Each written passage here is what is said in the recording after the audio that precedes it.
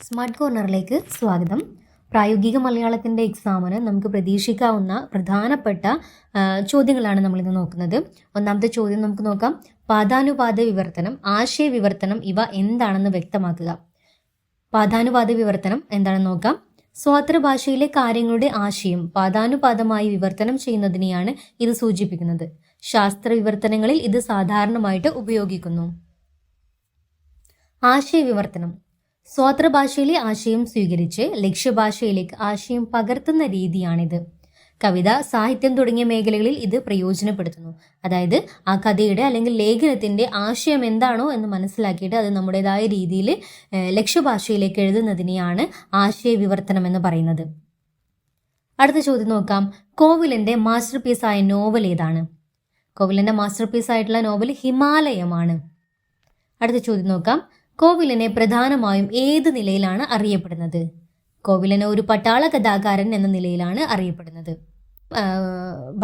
അദ്ദേഹത്തിന്റെ കഥകൾ പട്ടാള ജീവിതവുമായി ബന്ധപ്പെട്ടിട്ടുള്ള കാര്യങ്ങളെക്കുറിച്ചൊക്കെയാണ് അദ്ദേഹത്തിന്റെ കഥകൾ വരുന്നത്. അടുത്ത ചോദ്യം. മനുഷ്യാവസ്ഥയെ പറ്റി കോവിലന്റെ അഭിപ്രായം എന്ത്? മനുഷ്യാവസ്ഥയെ പറ്റി കോവിലന്റെ അഭിപ്രായം: മനുഷ്യ നന്മയിൽ വിശ്വസിക്കുന്നുവെങ്കിലും ലോകത്ത് നന്മ വായുന്നില്ല എന്നാണ് അദ്ദേഹം പറയുന്നത്. അടുത്ത ചോദ്യം നോക്കാം. വിവർത്തനം എന്ന ഗ്രന്ഥത്തിന്റെ രചനയ്ക്ക് പിന്നിലുള്ള ലക്ഷ്യം എന്ത്? അതിനുത്തരം വരുന്നത് തൊഴിലില്ലാത്ത ചെറുപ്പക്കാർക്ക് തൊഴിൽ നൽകുക എന്നുള്ളതാണ്. അടുത്ത ചോദ്യം. ലോകത്തിലെ അറിയപ്പെടുന്ന ആദ്യ വിവർത്തന ശ്രമം ഏതാണ്? ഉത്തരം അസീറിയയിലെ സാർഗോൺ ചക്രവർത്തിയുടെ ശാസനമാണ് ലോകത്തിലെ അറിയപ്പെടുന്ന ആദ്യ വിവർത്തനം. അടുത്ത ചോദ്യം. നിലവിലെ ഏറ്റവും പഴയ വിവർത്തന മാതൃക ഏതാണ്? റോസാദ്ര ശാസനമാണ് ലോകത്തിലെ ഏറ്റവും പഴയ വിവർത്തന മാതൃക. ശാസ്ത്രീയ വിവർത്തനത്തിന്റെ സ്ഥാപകൻ എന്ന് വിശേഷിപ്പിക്കുന്നത് ആരെയാണ്? സെയിന്റ് ജാറോമാണ് ശാസ്ത്രീയ വിവർത്തനത്തിന്റെ സ്ഥാപകൻ.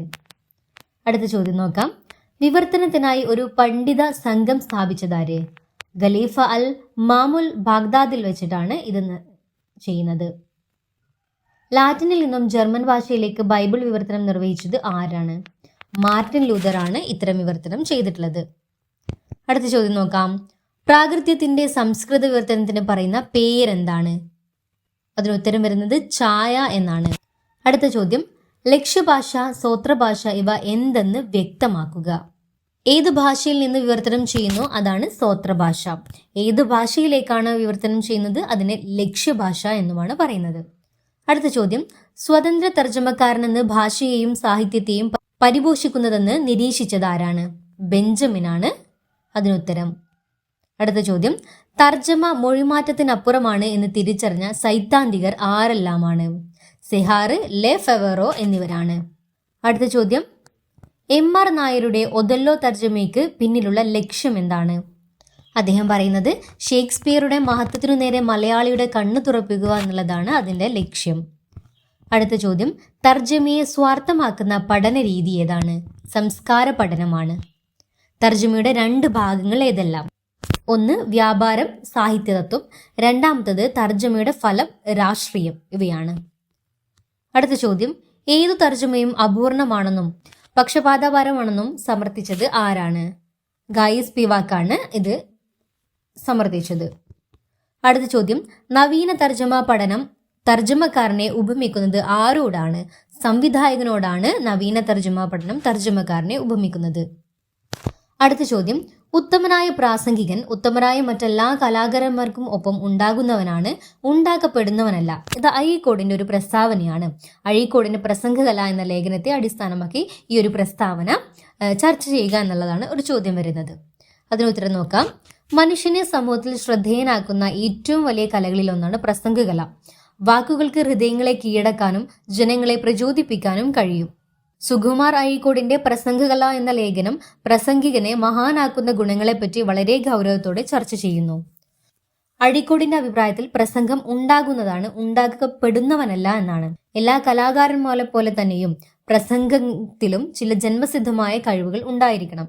എന്നാൽ പ്രാസംഗികനാകാൻ ജന്മസിദ്ധമായ കഴിവുകൾ മാത്രം പോരാ, അവയെ വളർത്താനും പരിശീലിപ്പിക്കാനും ആത്മാർത്ഥമായി പരിശ്രമിക്കേണ്ടതുണ്ട്.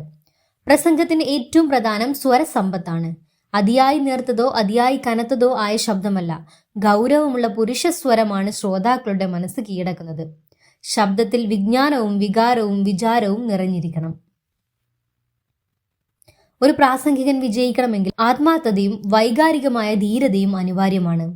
പറയുന്ന വിഷയത്തിൽ പ്രഗാഢമായ വിശ്വാസവും സ്നേഹവുമല്ലാതെ ആരെയും പ്രചോദിപ്പിക്കാൻ കഴിയില്ല.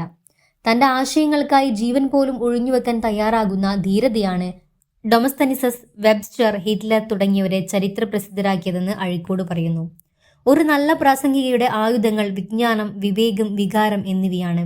വിജ്ഞാനം മാത്രം പോരാ, പ്രസംഗികന് ചിന്താശീലവും യുക്തികുശലതയും വേണം. പ്രസംഗം കേൾക്കുന്നവരെ വാക്കുകളുടെ സൗന്ദര്യം കൊണ്ട് മാത്രം ആകർഷിക്കുന്നതല്ല, പ്രവർത്തിപ്പിക്കാനും പ്രചോദിപ്പിക്കാനും പ്രാസംഗികന്റെ ലക്ഷ്യമാണ്. അതേസമയം ഒരു പ്രാസംഗികൻ ഒഴിവാക്കേണ്ട ഏറ്റവും വലിയ ദോഷമാണ് വാചോടാപം, അതായത് വാചാലത.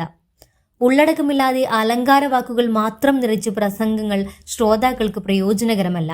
അഴീക്കോടിന്റെ പ്രസംഗകല നമ്മളെ പഠിപ്പിക്കുന്നത് പ്രാസംഗികൻ ഉണ്ടാകുന്നതാണ്, ഉണ്ടാക്കപ്പെടുന്നവനല്ല എന്ന സത്യമാണ്. എന്നാൽ ജന്മസിദ്ധമായ കഴിവുകൾക്കൊപ്പം വിജ്ഞാനം, വികാരം, വിവേകം, ആത്മാർത്ഥത എന്നിവ വളർത്തിയെടുക്കുമ്പോഴാണ് പ്രാസംഗികൻ ജനഹൃദയങ്ങളിൽ മിന്നൽ പോലെ പാഞ്ഞു കയറാൻ കഴിയുന്നത്. അടുത്ത ചോദ്യം നോക്കാം. പാദാനുപാതക്കാരനല്ല, സ്വതന്ത്ര തർജ്ജമക്കാരനാണ് ഭാഷയെയും സാഹിത്യത്തെയും പരിപോഷിപ്പിക്കുന്നതെന്ന് നിരീക്ഷിച്ചതാരാണ്? ബെഞ്ചമിനാണ് അതിനുത്തരം വരുന്നത്. അടുത്ത ചോദ്യം, തർജ്ജമയെ സംബന്ധിച്ച ഫ്രഞ്ച് പഴമൊഴി എന്താണ്? തർജ്ജമ ഭാര്യയെ പോലെയാണ്, സുന്ദരിയെങ്കിൽ അവിശ്വസ്തത, വിശ്വസ്തതയെങ്കിൽ വിരൂപി. ഇതാണ് ആ ഒരു പഴമൊഴി. അടുത്ത ചോദ്യം നോക്കാം. ആദ്യമായി വിവർത്തന സിദ്ധാന്തം ആവിഷ്കരിച്ച പാശ്ചാത്യ പണ്ഡിതൻ ആരാണ്? എൻസിലെ എറ്റിയൻ ഡോലൈറ്റ് ആണ് അതിനുത്തരമായിട്ട് വരുന്നത്. അടുത്ത ചോദ്യം, മാത്യു അർണോൾഡിന്റെ വിവർത്തന സിദ്ധാന്തത്തിന് പറയുന്ന പേരെന്താണ്? നിഗക്ഷേപലാവാദം, അതായത് ടെക്സ്റ്റോൺ മെത്തേഡ് എന്നാണ് പറയുന്നത്. അടുത്ത ചോദ്യം നോക്കാം. വിവർത്തനത്തിന്റെ ശൈലികളെ ഡ്രൈഡൻ വിഭജിക്കുന്നത് എങ്ങനെയാണ്?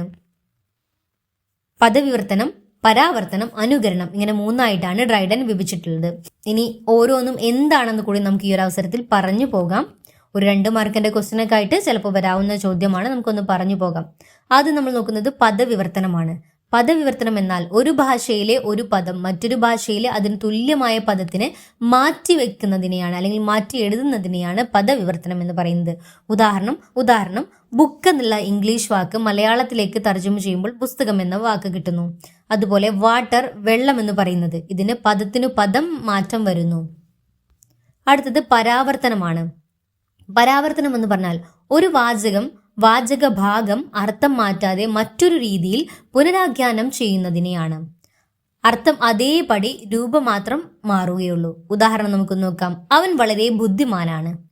അതിന് നമ്മൾ പരാവർത്തനം ചെയ്തു മാറ്റുമ്പോൾ അവൻ അത്യന്തം ചതുരനാണ്. അതായത് ആശയം അവിടെയുണ്ട്, പക്ഷെ വാക്കുകൾ മാറ്റപ്പെടുത്തുകയാണ് അവിടെ ചെയ്യുന്നത്. അടുത്ത അനുകരണം എന്താണെന്ന് നോക്കാം. മറ്റൊരാളുടെ രചനാ ശൈലി, ആശയം, പ്രവർത്തനം തുടങ്ങിയവ പകർത്തി അവതരിപ്പിക്കുന്നതിനെയാണ്. സാഹിത്യത്തിൽ കവിതയുടെ ശൈലി അനുകരിച്ച് കവിത എഴുതൽ. ഇനി സംഗീതത്തിലാണെങ്കിൽ മറ്റൊരാളുടെ സംഗീത ശൈലി പിന്തുടരൽ. പഠനത്തിലാണെങ്കിൽ മറ്റുള്ളവരെ നോക്കി എഴുതുന്ന കോപ്പി എഴുതല്ലേ, അതായത് മറ്റൊരാളെ അനുകരിച്ച് ചെയ്യുക. ഇത്രയാണ് ആ 3 ഘടകങ്ങളും. ഇനി അടുത്ത ചോദ്യം നോക്കാം. വിവർത്തനത്തിന്റെ ഭാഷാശാസ്ത്ര സിദ്ധാന്തം എന്ന ഗ്രന്ഥം രചിച്ചത് ആരാണ്? ജെസി കാറ്റ്ഫോർഡ് ആണ് അത് രചിച്ചിട്ടുള്ളത്. അടുത്ത ചോദ്യം നോക്കാം. വിവർത്തനത്തിൽ പഞ്ചതത്വങ്ങൾ ആവിഷ്കരിച്ചത് ആരാണ്? എൻസിലെ എറ്റിയൻ ഡോലറ്റ് ആണ് പഞ്ചതത്വങ്ങൾ ആവിഷ്കരിച്ചിട്ടുള്ളത്. വാർത്ത തുടങ്ങുന്നത് എന്തിലൂടെയാണ്? വാർത്ത തുടങ്ങുന്നത് തലക്കെട്ടിലൂടെയാണ്. അടുത്ത ചോദ്യം, ക്രെഡിറ്റ് ലൈൻ എന്തിനെ സൂചിപ്പിക്കുന്നു? ക്രെഡിറ്റ് ലൈൻ സൂചിപ്പിക്കുന്നത് വാർത്ത ശേഖരിച്ച ആളെയാണ്.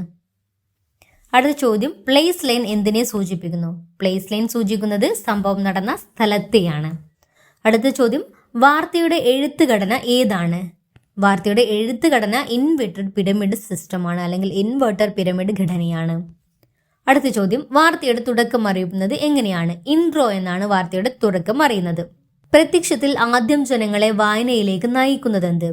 പ്രത്യക്ഷത്തിൽ ആദ്യം ജനങ്ങളെ വായനയിലേക്ക് നയിക്കുന്നത് തലക്കെട്ടുകളാണ്.